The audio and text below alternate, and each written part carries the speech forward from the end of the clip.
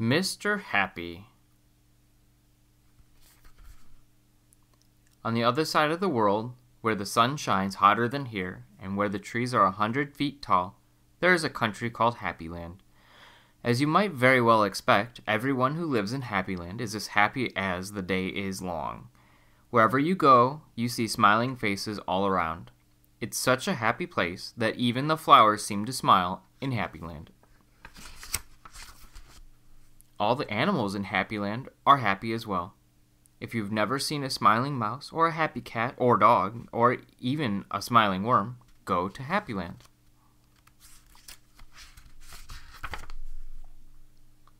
This is a story about someone who lived in Happyland who happened to be called Mr. Happy. Mr. Happy was fat and round and happy. He lived in a small cottage beside a lake at the foot of a mountain and close to the woods.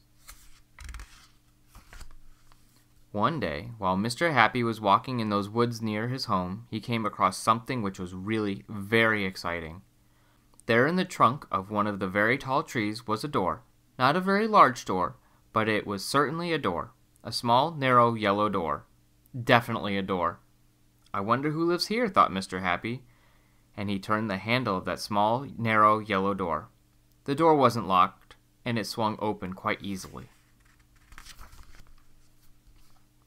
Just inside the small, narrow, yellow door was a small, narrow, winding staircase leading down. Mr. Happy squeezed his rather large body through the rather thin doorway and began to walk down the stairs. The stairs went round and round and down and down and round and down and down and round. Finally, after a long time, Mr. Happy reached the bottom of the staircase. He looked around and saw in front of him another small, narrow door, but this one was red.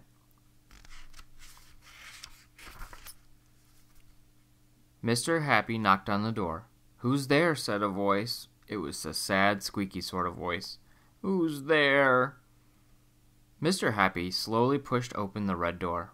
There, sitting on a stool, was somebody who looked exactly like Mr. Happy, except that he didn't look happy at all. In fact, he looked downright miserable. "Hello," said Mr. Happy. "I'm Mr. Happy." "Oh, are you really?" sniffed a person who looked like Mr. Happy but wasn't. "Well, my name is Mr. Miserable, and I'm the most miserable person in the world." "Why are you so miserable?" asked Mr. Happy. "Because I am," replied Mr. Miserable. "How would you like to be happy like me?" asked Mr. Happy. "I'd give anything to be happy," said Mr. Miserable. "But I'm so miserable, I don't think I could ever be happy," he added miserably. Mr. Happy made up his mind quickly. "Follow me," he said. "Where to?" asked Mr. Miserable. "Don't argue," said Mr. Happy, and he went out through the small, narrow, red door. Mr. Miserable hesitated, and then followed.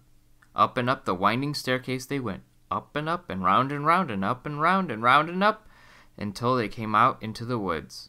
"Follow me," said Mr. Happy again, and they both walked through the woods back to Mr. Happy's cottage.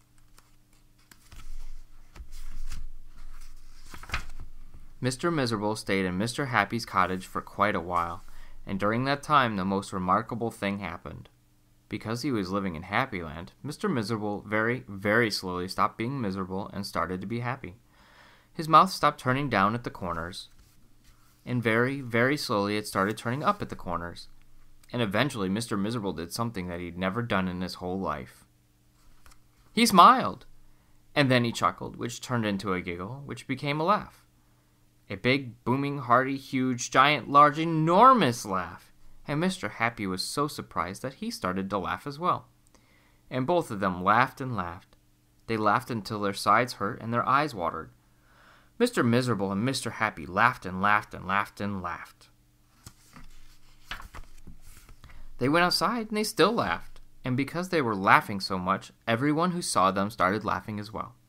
Even the birds in the trees started to laugh at the thought of somebody called Mr. Miserable who just couldn't stop laughing. And that's really the end of the story, except to say that if you ever feel as miserable as Mr. Miserable used to, you know exactly what to do, don't you? Just turn your mouth up at the corners. Go on. The end. I love you guys. I miss you really bad.